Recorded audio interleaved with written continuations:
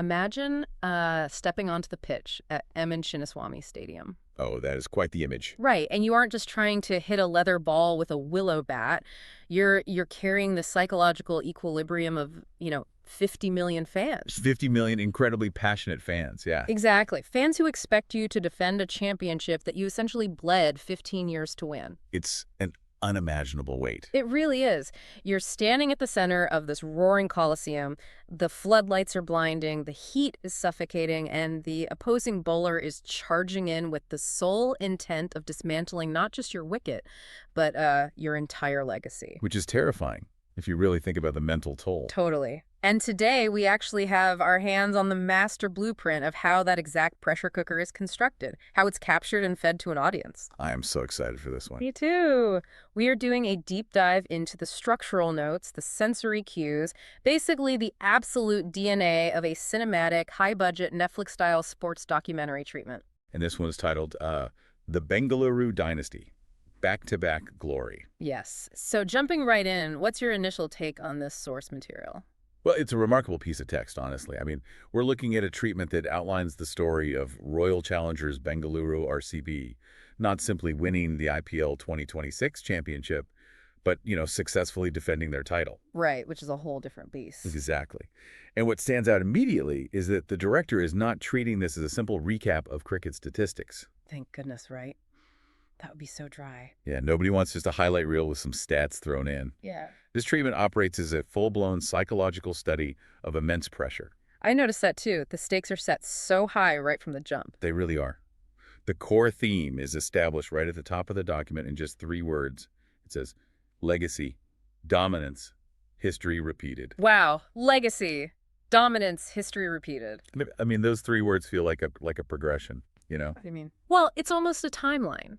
You start with the concept of a legacy, then you establish dominance in the present moment, and then repeating history is that final, undeniable proof. Oh, I see. Yes, that's a brilliant way to frame it. So our mission today, for everyone listening, is to unpack exactly how this documentary treatment uses visual framing, sound design, and emotional arcs to tell that specific story. And it does it so meticulously. But, to understand a dynasty and to understand how a narrative of a dynasty is engineered, you can't just start with the confetti falling. Right. The celebration means nothing without context. Exactly.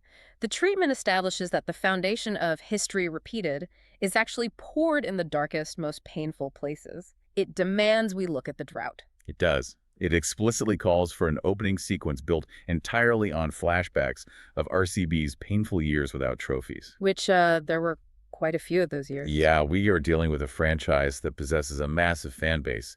I mean, they fielded some of the greatest players to ever hold a bat in the history of the sport. Legends, absolutely. Yet their trophy cabinet was famously empty for nearly 2 decades. And the documentary notes emphasize that this pain must be rendered in, and this is a quote, ultra-realistic 4K cinematic quality. Okay, let's unpack this for a second, because why 4K? That's a very deliberate choice. Right, because we usually associate, historical failure or past memories with grainy, blurry, archival footage, like a VHS tape kind of vibe. Exactly, the whole nostalgic, degraded film look. But the director here specifically wants high-definition portraits of heartbreak. Players looking desolate on the field, fans in the stands with literal tears in their eyes, rendered with absolute, unforgiving clarity. Yeah, it's brutal, honestly. But it forces empathy through a biological mechanism. Wait, biological? How so? Well, when you watch grainy footage, your brain recognizes it as the past. It provides a psychological distance. Like it's a closed chapter. Right. It tells you, this already happened, you are safe from it. But when you use ultra-realistic 4K resolution, you capture the microscopic details. Oh, I see where you're going with this. Yeah, you see the way a player's jaw clenches, the specific glint of tears in a fan's eye, the tension in the neck muscles. The stuff you'd miss on a standard broadcast. Exactly. And neuroscience tells us that seeing those micro-expressions in high fidelity triggers the mirror neurons in the viewer's brain. So you're literally feeling what they're feeling. Yes. You don't just understand their sadness intellectually. Yeah. You begin to simulate it physiologically. Yeah. The director is weaponizing the resolution to make the audience feel the sheer, crushing weight of coming close and failing year after year. Weaponizing the resolution. That's intense. But it makes sense. It's like a slingshot. It's a slingshot. I like that. Tell me more. Think about the physics of a slingshot. To get maximum velocity, to launch that stone as far and as fast as possible, you have to pull the rubber band backward. Right, into the tension. Exactly. You have to force it into tension, into resistance, into the opposite direction of the target. The further back you pull that band into the pain and potential energy of the past, the more explosive the forward momentum is into the glory of the present. That is a perfect analogy. So this documentary treatment is basically pulling the viewer's emotional rubber band all the way back through a decade and a half of sports heartbreak before letting it go. And that tension is the absolute prerequisite for catharsis. You need that pain. Totally. And then the treatment dictates a sharp pivot. After this grueling montage of high-definition pain, it cuts directly to the historic breakthrough championship. A moment they finally shattered the curse. Yes. And over this transition from the painful past to the triumphant present, the narrator delivers a line that basically serves as the thesis statement for the entire project. Oh, I know the line you're talking about. I found myself rereading it multiple times. The narrator says, "Some victories end a drought. Some victories begin a dynasty." Man, that's good. It sounds like a simple poetic contrast, but it implies a massive cognitive leap for the athletes involved. It absolutely does. It is the psychological difference between relief and dominance. Explain that a bit more, the relief part. Well, when you are trapped in a drought, your entire existence, both as an athlete and as an organization, is focused on survival. Your primary goal is just the absence of pain. You just want to stop bleeding. Right.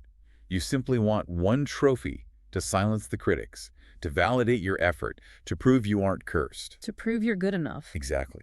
So when that victory finally happens, the overwhelming emotion isn't actually joy, it's relief. You exhale. The monkey is finally off your back. Yes, but relief is inherently a passive state. It is merely the cessation of suffering. Like you survive the desert, you finally get a drink of water, and you just want to lie down. Precisely. But a dynasty, that requires an aggressive, forward-leaning posture. You can't just lie down if you want to win again. A dynasty isn't about surviving the desert. It's about realizing you now own the ocean and deciding to conquer the neighboring continents. Oh, I love that, conquering the continents. By stating, "Some victories begin a dynasty," the narrator is instructing the audience to discard the underdog narrative entirely. Which is a huge shift, because RCB was the ultimate underdog story for so long. Right, but the treatment is telling us, we are no longer here to celebrate a team surviving. We are here to witness an empire expanding. And that drastically changes the weather of the narrative, doesn't it? The moment you declare yourself an empire, you are no longer the beloved underdog fighting against fate. No, you're the target. Exactly. Every other team in the league is now looking at you as the ultimate prize. If they beat you, it makes their season. Which brings us to the psychological crux of the treatment's next phase. The section focused entirely on the concept of defending the crown. This part fascinated me. Because the assumption in sports, and in life, frankly, is that winning brings supreme confidence. You win the championship, you have the parade, and you step into the next season feeling invincible. Protected by the halo effect of your previous victory. Right, exactly. But the documentary Blueprint aggressively subverts that expectation. Instead of showing a team coasting on a wave of swagger, it immediately introduces a staggering amount of pressure. It outlines entering IPL 2026 with the immense, suffocating burden of being defending champions. Yeah, it specifically calls for visual montages of chaotic media headlines, pundits doubting whether RCB could do it again, and it combines that with the crushing weight of fan expectations. It's a lot of noise. It is, and all of this is visually juxtaposed against intense, silent training visuals. So what does this all mean? Why lean into the anxiety and the doubt immediately after achieving the ultimate success? Well, if we connect this to the bigger picture of high performance, it touches on a phenomenon often described as the champion's burden. Which is closely related to imposter syndrome. Very closely related, yes. Yeah. Many listeners might actually relate to this in their own careers. Oh, for sure. You work relentlessly for promotion, or maybe to launch a company, or to get into a prestigious program. And you think that once you get it, you'll feel great. But the moment you achieve it, instead of feeling secure, you suddenly feel terrified. Because the goalposts have shifted. Yeah. When you're climbing, failure is the default state, so any success is a bonus. Once you're at the top, success is the baseline. Anything less is a catastrophic failure. You start thinking, I managed to do it once, but now everyone is watching me and they expect me to do it every single time. Right. What if I got lucky? That is the exact psychological mechanism the documentary is attempting to visualize here. Getting to the top requires hunger. Staying at the top requires an entirely different emotional architecture. Because everyone is coming for you. Exactly. When you are the defending champion, every single opponent you face is treating their match against you as their personal grand final. You are getting their absolute best performance, their most aggressive strategies. You are the measuring stick. And the treatment captures this through a very deliberate visual argument. Yeah. We had the external noise represented by flashing, chaotic media headlines and talking heads on Storts Network. Which is uncontrollable. It's frantic. It's designed to generate anxiety. Yes. And then, what is the countervisual? The intense training, the sweat, the weight room, the batting nets, just raw, quiet effort. External chaos, countered by internal discipline. The media is screaming, was it a fluke? Can they handle the pressure? And the team's response to the documentary isn't a boastful press conference. No, it's the grueling, silent repetition of drills. The director is suggesting that the only effective antidote to the psychological venom of external expectation is the physical reality of preparation. The physical reality of preparation. I like that. And I want to focus on that phrase, external expectation, for a minute, particularly regarding the fans. Yes, the fans are a crucial element here. Because the treatment explicitly calls out fan expectations. We have to contextualize this for anyone unfamiliar with Bengaluru. This isn't your casual, fair-weather fan base. Not at all. The M. Chinnaswamy Stadium is a cauldron of red and gold. The passion there is a demographic phenomenon. The fans live and die by every single delivery. Historically, that passion is framed as the 12th man, a pure, uplifting force that carries the team. Right. But the way this treatment frames it in the defending the crown section, the fan expectation is presented almost as an antagonist. It's this heavy, crushing obligation. This raises an important question about the life cycle of loyalty, I think. That's so. Well, when a fan base suffers with a team for a decade and a half, their joy upon finally winning is boundless. Pure euphoria. But their psychological contract with the team fundamentally alters in that moment. They have tasted the nectar. They now possess empirical proof that the team is capable of winning the championship. Oh, wow. So they can't fall back on the "we're cursed" narrative anymore. Exactly. Therefore, any future outcome that does not result in a championship is no longer viewed as bad luck. It is perceived as an act of underperformance. It's viewed as a failure to deliver on a proven capability. Yes. That is a terrifying tightrope for an athlete to walk. Because the love of the fans transforms from unconditional support into conditional expectation. It's this unspoken dialogue of, we love you because you finally ended our suffering, but now you owe us this feeling of superiority forever. It is an immense psychological load. You are no longer just playing a game of cricket.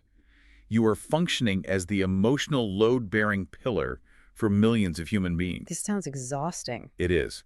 And the documentary treatment is sophisticated enough to recognize this. It doesn't paint the fans as villains, but it acknowledges the sheer mass of their hope as a form of atmospheric pressure. And if you are going to put an organization under that kind of atmospheric pressure, a single point of failure will cause the entire structure to collapse. You need a reinforced architectural structure to hold up that roof. Which transitions us directly into how the documentary frames the individuals tasked with bearing that load. The blueprint outlines a fascinating dynamic for the heroes of the narrative. It does. It focuses heavily on two specific figures. Right. Rajat Patidar, who is holding the official captaincy, and Virat Kohli, so the text dictates, is, quote, leading with passion and experience. It is a deliberate division of labor that solves a complex organizational problem. My initial thought was to compare this to a dual-engine system on an airplane. But, that doesn't quite capture the nuance of the power dynamic. No, because they aren't doing the exact same job. Exactly. It's actually much closer to a constitutional monarchy. Oh, that's an interesting comparison. Think about how a government like the UK operates. You have the Prime Minister, who handles the day-to-day tactics, makes the hard legislative decisions, manages the official structures. And that's Rajat Patidar. Right. He has the C next to his name. He makes the field placements. He manages the bowling rotations. He is the tactical authority on the grass. And then you have the monarch. Yes. The monarch doesn't necessarily dictate the daily policy, but they serve as the unifying cultural symbol of the nation. They carry the history, the identity, and the emotional resonance of the state. And that is Virat Kohli in this documentary treatment. 100%. He is synonymous with RCB. By leading with passion and experience, he functions as the spiritual core of the franchise. What makes this dynamic so critical to highlight in a documentary about a dynasty is that passing the torch in sports or in corporate leadership really is notoriously difficult when the previous torchbearer is still in the room. Right. Usually it causes all sorts of drama. It breeds factionalism. Half the locker room looks to the new captain, half still looks to the legend. It creates a fractured power base. Which is the last thing you need when you're under the pressure we just talked about. Precisely. But this treatment frames Patidar and Kohli not as competitors for authority, but as a synthesis of functions. A unified front. Yes. Patidar provides the modern, calculated direction necessary to win the chess match on the field. Kohli provides the historical soul and the emotional fire necessary to survive the psychological pressure. Because Kohli embodies the journey from the painful past to the triumphant present. He is the living connective tissue between the eras. He validates the new leadership just by visibly supporting it. And the documentary doesn't just want us to analyze their leadership intellectually. It wants us to feel their impact on a visceral, almost mythic level. The visual direction shifts dramatically here, doesn't it? It really does. To showcase these match-winning performances, the treatment mandates 4K cinematic slow-motion shots of boundaries, wickets, and crowd eruptions. Now, we must ask why a director would choose slow motion rather than real-time footage. I mean, sports broadcasts are in real time. Right, but real-time footage is how we experience the mundane world. It is the speed of walking to the store, the speed of typing an email. Regular speed is mortal. That's a great way to put it. By utilizing extreme slow motion, the director alters the viewer's baseline perception of reality. It stretches a fraction of a second, like the exact moment the leather ball impacts the sweet spot of the bat, into a sweeping cinematic eternity. It forces the viewer to process visual data they normally cannot see. Because it happens too fast to track with the naked eye. Exactly. At regular speed, a batsman hitting a boundary is just an athletic reflex. In high-definition slow motion, you see the violent torque of the torso. You see the ripple of kinetic energy transferring through the forearm muscles. The unblinking, predatory focus in the eyes. You can probably see the seams on the ball spinning. You see the ball physically compressing against the bat before rebounding. By slowing down the action, the documentary strips away the context of a mere game and elevates these athletes into mythological figures engaged in an epic physical struggle. It's treating a sports highlight the way a Renaissance painter treats a depiction of Hercules. It's meant to inspire awe. And this technique is equally applied to the crowd. A stadium cheering at normal speed is just a wall of noise. Right, it's just a blur of color and sound. But an eruption in slow motion. Yeah. Where the camera captures the individual faces shifting from agonizing tension to absolute ecstasy. That's powerful. You see the veins popping in a fan's neck, the tears forming on their cheeks. It slows down the human reaction, enough for our brains to process the emotional gravity of the moment. It validates the expectation we discussed earlier. But awe and mythology aren't enough to sustain a narrative, are they? Not for an hour-long documentary, no. Right, because you can have gods in your story, but if they just sit on Mount Olympus looking cool, there's no drama. A story requires a crucible. A testing ground. Exactly. You have to subject those heroes to a grueling testing ground to see if the metal holds or if it shatters, and the treatment meticulously maps out this crucible. It details the journey through tough league matches, a desperate qualifier victory. And then it focuses heavily on dressing room moments, showing team unity. The inclusion of the dressing room is vital to the psychological pacing of the documentary. Why is that? Because if the stadium is the Colosseum where gladiators perform for the masses under the blinding lights of external expectation. The dressing room is the sanctuary. Precisely. It's the only place the cameras can go where the fans cannot. Right. It is the space where the armor is removed. By intercutting the massive mythological slow-motion heroics on the field with intimate, grounded moments of team unity in the locker room, the documentary humanizes the athletes. It reminds us they aren't actually gods. Exactly. It reminds the audience that beneath the 4K heroics, they are a vulnerable brotherhood relying entirely on each other.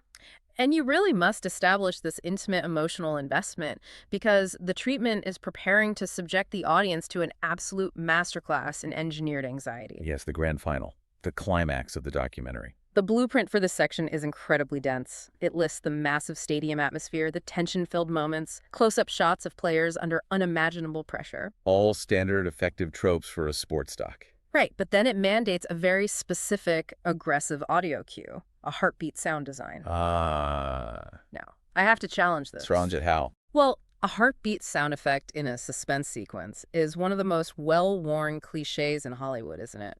We've seen it in cheap horror movies, we've seen it in reality TV eliminations.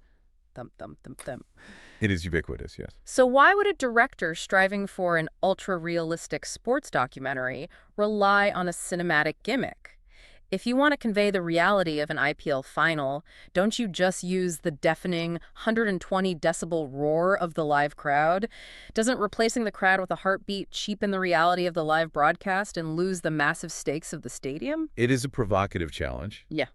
but I think it misunderstands the goal of documentary filmmaking in this context. Okay, correct me then. A documentary is not trying to replicate the objective reality of a live broadcast. It is trying to communicate the subjective psychological truth of the participant. Okay, I'm listening. If the director only uses the deafening roar of the crowd, the viewer remains exactly what they are. A spectator sitting on their couch watching an event happen to someone else. The audio remains external. So you're saying the broadness of the stadium noise actually protects the viewer from the tension? Yes, broadband stadium noise covers all frequencies. It is a wall of sound that washes over you. But consider the physiology of auditory masking and focus. The science of how we hear under stress. Exactly. When a human being is placed in a situation of extreme, life-or-death stress, which, neurologically, is how an athlete's brain processes the climax of a championship final, the brain initiates a threat response protocol. Fight or flight. Right. And during that, the brain begins to filter out external, non-essential stimuli. The crowd noise literally dulls. What the athlete becomes hyper-aware of is their own internal physiological state. Your breathing, their pulse. Yes. So the heartbeat isn't a Hollywood trick to make the audience scared. It's an auditory zoom lens. Oh, wow. I didn't think of it like that. It does something violent to the viewer's perspective. By cutting the macro-level roar of 100,000 screening fans and replacing it with a micro-level solitary low-frequency oscillation of a heartbeat, the documentary rips the audience out of the grandstands. It forces you directly into the cardiovascular system of the player standing at the crease. You are no longer watching the pressure. You are internally experiencing the biological reality of fear and hyperfocus.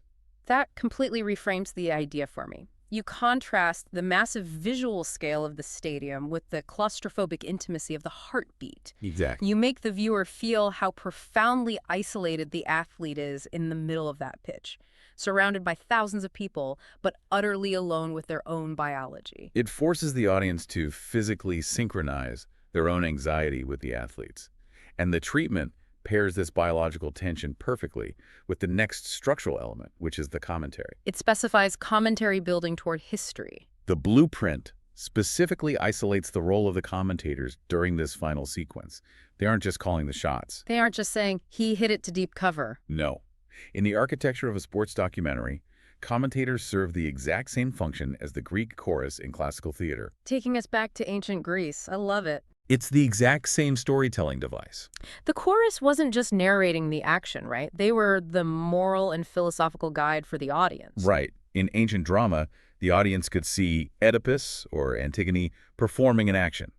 They didn't need the chorus to tell them what was happening. You could see it with their own eyes. Exactly. The chorus existed to interpret the meaning of what was happening. They provided the historical context, the stakes of the gods, and instructed the audience on the emotional gravity of the scene. And in this documentary treatment, the commentators are doing exactly that. Yes. We, the viewers, can see the batsman hit the ball in 4K slow motion. We don't need a voiceover to say he hit it. We need the commentator to contextualize that hit within the thematic framework of legacy, dominance, history, repeated. The commentators elevate the mechanical action of a cricket match into the realm of historical inevitability. They're winding that emotional rubber band we talked about to its absolute breaking point. But you cannot sustain maximum tension indefinitely, can you? The human nervous system literally cannot handle it. Right. The heartbeat, the claustrophobic close-ups, the commentators declaring the weight of history, it all must shatter. And it shatters into pure, unadulterated cinematic catharsis. The documentary blueprint dictates the championship moment. RCB wins the IPL 2026 final. The visual release is just explosive. Players sprinting onto the field, shedding that stoic discipline we saw in the training montages. Virat Kohli completely overcome with emotion. The physical trophy lift under an eruption of fireworks and golden confetti, fans weeping and waving flags. And crucially, it mandates epic aerial shots to capture the sheer scale of the celebration. Which is a huge contrast to the tight close-ups from 2 minutes ago. Notice the deliberate expansion of visual space. For the preceding 10 minutes, the viewer has been trapped inside the claustrophobic internal heartbeat of a single player. The camera was locked on tight facial expressions. It was suffocating. But the moment the winning run is scored, the documentary blasts backward into the sky. It is the visual equivalent of taking a massive gasp of air after nearly drowning. Oh, that's brilliant. The sudden release of physiological tension is perfectly matched by the sudden vastness of the cinematic frame. It is a sensory reward for the audience surviving the crucible of the final. But while the visuals are expanding into the heavens, the treatment outlines a very deliberate, calculated journey for the audio too. The music is a narrative all its own. The blueprint says the music must, quote, start with emotional piano, rise into cinematic percussion, and end with a massive orchestral championship anthem. It is a masterstroke of audio narrative. This musical progression isn't just about sounding epic. It is a sonic map of the entire documentary's thematic journey. Let's trace that map. It begins with emotional piano. Consider the acoustic properties of a piano played emotionally. It is solitary. The notes decay quickly. It often evokes a sense of introspection, melancholy, or longing. It's a bit sad. By bringing in the piano at the moment of victory, the director is instantly connecting the audience back to the opening of the documentary. The flashbacks. Yes. The piano represents the painful years of the drought. It reminds the viewer of the isolated heartbreak of the past, ensuring that the ghost of the drought is present to give the victory its full weight. The tension before the release. Then, the treatment dictates a shift into cinematic percussion. Percussion is the heartbeat externalized. It is driving, relentless, and aggressive. It makes you want to move. It represents the conflict. It is the sonic equivalent of the intense training visuals, the crushing weight of defending the crown, the grueling league matches. It is the sound of human effort pushing against massive resistance. And then it explodes into the massive orchestral championship anthem. An orchestra is the ultimate musical symbol of unity and scale. You have dozens of different instruments, different frequencies at different sections. All subordinating their individual sounds to create a massive, overwhelming, harmonious whole. Exactly. The orchestra represents the team unity, the fans, the city, the legacy, all finally achieving perfect alignment. Moving from the solitary piano through the aggressive percussion and into the massive orchestra is the auditory translation of moving from isolated pain through grueling effort into collective immortality. It is phenomenal how much narrative data is being fed directly into the viewer's subconscious while their conscious brain is just looking at the confetti. It's invisible storytelling. And as this massive orchestral anthem swells, the documentary delivers its final narrational blow. The voiceover returns. And this sequence of words gave me actual chills when reading the source text. It's a highly calibrated piece of writing. The narrator says, and I'm just going to read this exactly, the world called it a dream, then a miracle. Now it's a legacy. Back-to-back champions. History belongs to Royal Challengers Bengaluru, Isala, every Sala. Let's dissect the opening trio of words. Dream, miracle, legacy. 3 simple words. But this is not just poetic repetition.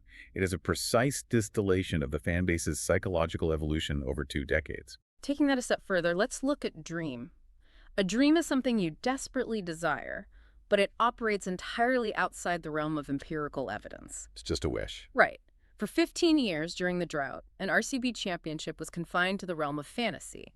It was an aspiration with absolutely no proof of concept. And then it becomes a miracle. Which changes everything. A miracle is the moment the impossible actually breaches reality.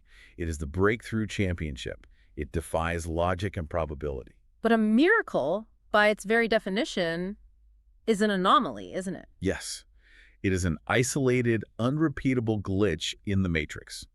You cannot build a sustainable organizational structure on the expectation of miracles. Which makes the final word legacy so heavy. A legacy is the antithesis of a miracle. Because a legacy is concrete. It is repeatable. It is engineered structured dominance. By winning back-to-back, by surviving the champion's burden and defending the crown, the franchise proves that the first victory was not a fluke. They prove it is the new permanent reality. That transition from the realm of hope to the realm of permanent reality is brilliantly captured in the linguistic evolution of that final phrase. Isala. Every sala. This is perhaps my favorite part of the entire treatment. For context for our listeners, Isala Cup Namde is a Canada phrase translating to, "This year the cup is ours." That's iconic. For an eternity, it was the rallying cry, the internet meme, the desperate hope, and ultimately the annual heartbreak of the RCB fan base. Every single season, they would chant it, "This year, this year." Linguistically, Isala is temporal. It is restrictive. It bounds you to the current year. It is bounded by the current calendar cycle, yes. It is a phrase entirely rooted in a state of perpetual waiting. It is the language of a tenant hoping the landlord doesn't raise the rent. But the writers morphed it. They took this deeply ingrained cultural artifact and weaponized it. They shifted it from Isala this year to every Sala every year. It is a profound shift in ownership. Because you aren't waiting anymore. Every Sala destroys the concept of waiting for a specific window of opportunity. It claims a permanent, unbounded monopoly on the future. It is the language of someone who has just bought the entire building. It is the ultimate declaration of the dominance theme established right at the beginning in the opening notes. It rewards the fans who suffered through the Isala era by handing them the keys to the Every Sala empire. It's beautiful, really. And the treatment pairs this final, sweeping linguistic declaration with a very specific, deliberate visual to end the film. The text calls for, quote, "RCB trophy on a pedestal under stadium lights." And on screen, the text reads, "Royal Challengers Bengaluru IPL 2026 champions and back-to-back glory." I would argue this is the most philosophically important cinematic choice in the entire document. Really? Why the last shot? To understand its power, we must look at what the director has explicitly chosen to exclude from the frame. Oh, I see. The frame is completely devoid of humanity. There are no players. There are no weeping fans. The confetti has been cleared away. The fireworks are done. It is just metal and light. Throughout the entire climax, the viewer was inundated with human emotion. Slow-motion faces, roaring crowds, players collapsing in joy. It was an overload of biology. But for the final image before the screen fades to black, the director strips all the biology away. Why? Because biology is transient. Careers end. Knees give out. Players retire. Fans eventually go home. Emotion fades into memory. Humanity is temporary. But the trophy on the pedestal. The metal of the trophy is permanent. The engraving on the base is an artifact. So it's about outlasting the moment. By isolating the trophy under the Stark Stadium lights, the documentary is making a definitive statement about the nature of a dynasty. The human beings fought the battles, they survived the crucible, they endured the crushing psychological pressure of expectation. But what remains after the sweat has dried and the roar of the crowd has echoed away is the physical artifact of their achievement. The lone trophy represents the immortality of the legacy. It stands alone, silent, proving that history repeated is no longer a goal. It is an undeniable physical fact recorded in the archives of the sport. That reframes the entire viewing experience for me. It takes what could have been a standard highlight reel of a cricket match and elevates it into a profound meditation on how human beings strive to construct something permanent in a completely temporary world. It's art, honestly. From the agonizing tension of the opening 4K flashbacks, through the suffocating weight of the champion's burden, down into the biological anxiety of the heartbeat sound design. And finally erupting into that massive orchestral catharsis. It is a masterclass in narrative engineering. It uses the extreme crucible of professional sports to force the viewer to examine their own relationship with success, the terror of expectation, and the passage of time. We have spent this time dissecting the psychology, the acoustics, and the neuroscience of this documentary blueprint. We've seen how this narrative frames the brutal transition from hoping for a miracle to cementing a legacy. We've seen how a team is forced to handle the terrifying atmospheric pressure of having everything to lose. Which leaves us with an important synthesis to consider in our own lives, right? I think so. If you're listening to this, think about your own long-term goals. The objectives you are working tirelessly toward, enduring your own periods of drought and tension. We all have them. When you finally achieve that massive breakthrough you've been chasing, how will you choose to rewrite your own internal narrative? Will you view your success as a fortunate anomaly, a one-time miracle that offers a brief moment of relief before the anxiety returns? Or will you embrace the heavy, terrifying crown of the champion, fundamentally alter your psychological baseline and view that victory as the unshakable foundation for your own permanent legacy? That is a profound question to carry with you as you build your own pedestal. Thank you so much for joining us on this deep dive. It has been an absolute privilege analyzing this blueprint with you. Until next time, keep looking deeper.